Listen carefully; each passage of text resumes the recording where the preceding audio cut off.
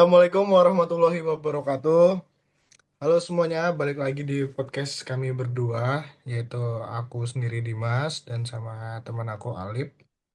Jadi hari ini Loh, kita bakal ngobrol nih, ngobrol yang santai tapi cukup dalam tentang tuh bisnis berkah di dalam Islam tuh kayak gimana. nah topik ini menarik banget. Apalagi sekarang banyak anak muda mulai tertarik bisnis. Ada yang jualan online, buka thrift, makanan, sampai jadi affiliate. Betul, tapi kadang kita tuh terlalu fokus sama omset, keuntungan, sama cuan, sampai saat lupa sama satu hal penting tuh ke apa. Nah, bisnis itu bukan cuma soal uang, tapi juga soal keberkahan. Nah, itu karena dalam Islam yang dilihat bukan cuman hasil akhirnya, tapi cara Hmm, dapetinnya juga gimana. betul. Kalau menurut kamu, Liv, bisnis berkah tuh definisinya apa? Kalau menurut aku, bisnis berkah itu bisnis yang dijalankan dengan cara halal, jujur, dan yang paling penting itu nggak ngerugiin orang lain. Dan hasilnya bikin hidup lebih tenang. Ini bukan sekedar yang kayak yang penting laku gitu, enggak ya? Iya, karena kadang ada bisnis yang uangnya banyak, tapi hidupnya nggak tenang. Sementara ada Hmm, usaha kecil, tapi pemiliknya hidup nyaman, keluarganya betul. harmonis, terus juga rezekinya tercukupi. Heeh. Nah, sebenarnya tuh Islam tuh mendukung bisnis banget. Bahkan Nabi Muhammad SAW tuh juga pedagang dulunya. Ya, di Al-Quran juga dijelasin kok dalam surat Al-Baqarah ayat 275 yang intinya itu Allah menghalalkan jual beli dan mengharamkan yang riba. Jadi tuh kayak simpelnya kayak gini ya, artinya tuh jual beli tuh boleh, bisnis tuh ya boleh, cari untung tuh juga boleh. Tapi ada batas sama etika yang harus dijaga, gitu kan, Lip? Iya benar. Nah, kalau ngomongin bisnis Islam nih, pasti kan nggak jauh dari istilah riba kan? Iya, istilah yang sering didengar tapi kadang orang belum benar-benar paham apa itu riba. Coba jelasin sih, Lip, riba tuh apa tuh? Simpelnya riba itu kayak tambahan Hmm. tambahan yang memberatkan dalam transaksi utang piutang atau jual beli tertentu. Contohnya nih, aku pinjem kamu uang. Nah, nanti Heeh. baliknya itu dilebihin. Seumpama pinjam 10.000, Oh, ntar baliknya 15.000 gitu. kayak bunga gitu ya berarti ya? Ya, bunga. Oh, pantes. Makanya riba tuh dilarang keras ya dalam Islam. Mm-mm, bener. Karena sistemnya bisa bikin ketimpangan. Yang lagi kesulitan malah makin terbebani. Iya, betul sih. Dan larangan riba itu juga ada di surah Al-Baqarah yang ayat 278 sampai 279. Bahkan ayat-ayatnya itu cukup tegas. Karena Islam nggak mau ekonomi dibangun di atas penindasan. Mm-mm. Nah, selain riba itu ada juga istilah namanya gharar. Nah, ini penting banget di zaman sekarang tuh, Lip. Ya, horor. Horor itu Gharar. kondisi, Oh, gharar ya.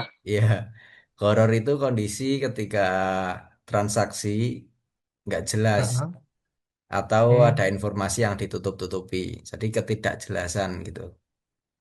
Itu contohnya kayak gimana sih, Lip? Misalnya jual barang di online, nah itu Heeh. online shop itu fotonya bagus banget, tapi ketika pas datang ternyata beda jauh gitu. Oh, berarti tuh kayak kayak bohong gitu ya, kayak kasarnya tuh ya, Lip ya. Ya, Nah, itu dalam sering banget sih, Lip. dalam Islam pembeli harus tahu kondisi barang dengan jelas. Jadi nggak boleh ada manipulasi. Berarti transparansi itu penting banget juga ya. Iya, penting banget. Karena bisnis yang berkah itu dibangun dari kepercayaan. Hmm.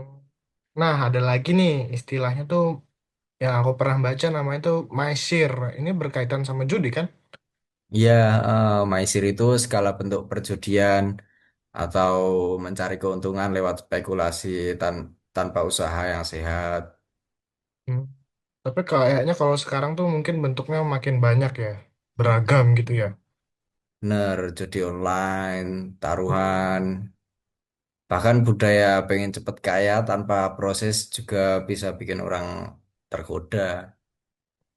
Padahal Islam tuh ngajarin kalau rezeki itu ya harus dicari lewat usaha yang halal dan jelas, itu sih yang paling penting. Ya, dan larangan main sihir ini ada di surat Al-Maidah ayat 90 kalau nggak salah. Iya, ayat Hmm, 90. Di situ Allah ya. menyuruh manusia menjauhi judi karena termasuk perbuatan setan. Jadi kalau tadi tuh apa horor ya? Ya. Nah, itu kan lebih ke ketidakjelasan. Sekarang ada lagi istilahnya namanya tadlis, Lip. Nah, tadlis itu penipuan. Misalnya Oh, sengaja bohong soal kualitas barang, heeh. melebih-lebihkan lah.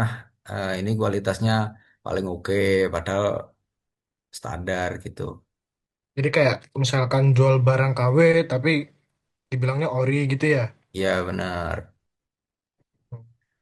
Nah, itu contoh paling gampang. Atau makanan udah nggak layak, tapi tetap dijual gitu.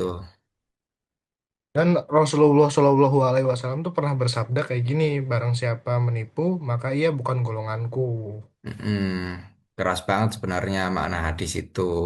Karena kejujuran dalam bisnis itu fondasi utama. Nah, Lip, ternyata tuh ada lagi istilah dalam bisnis Islam yang cukup penting, yaitu ihtikar. Nah, ikhtikar itu adalah penimbunan barang untuk mencari keuntungan berlebih. Maksudnya gimana itu? Jadi, misal ada orang sengaja nyimpen barang kebutuhan pokok dalam jumlah besar. Eh, contoh gampangnya itu gas. Gas kan butuh banget itu buat masak. Heeh. Nah, barang itu disimpan dulu.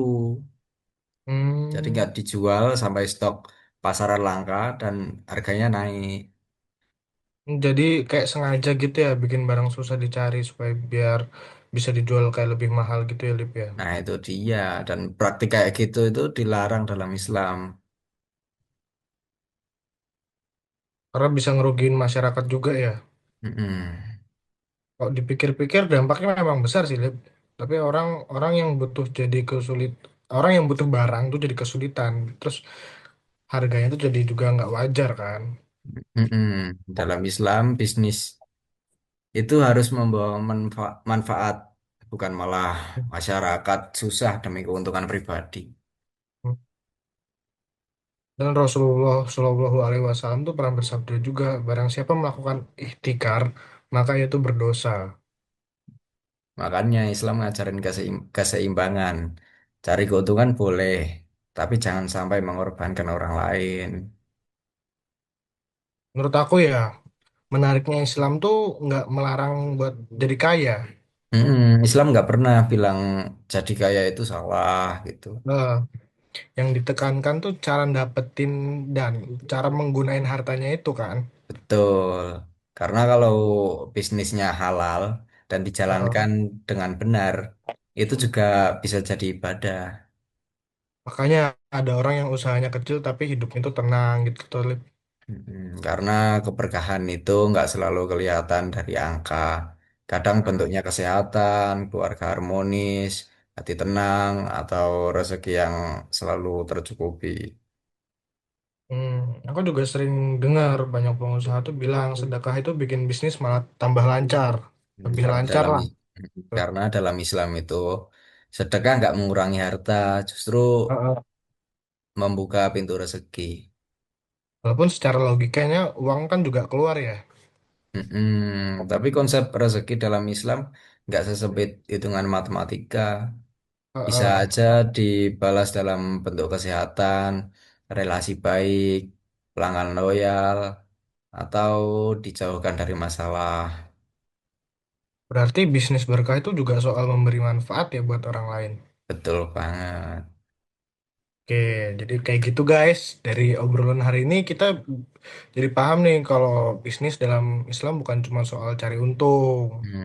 Tapi juga soal halal dan haramnya, kejujurannya, tanggung jawab, dan keberkahannya. Mm-mm. Jadi kesimpulan dari yang kita bahas nih, yang pertama ada riba yang itu yang dilarang karena merugikan. Yang kedua horor yang bikin transaksi itu jadi nggak jelas. Dan yang Betul. ketiga ada maisir itu yang mengarah ke perjudian, tadlis atau penipuan, sampai ihtikar yaitu penimbunan barang demi keuntungan pribadi.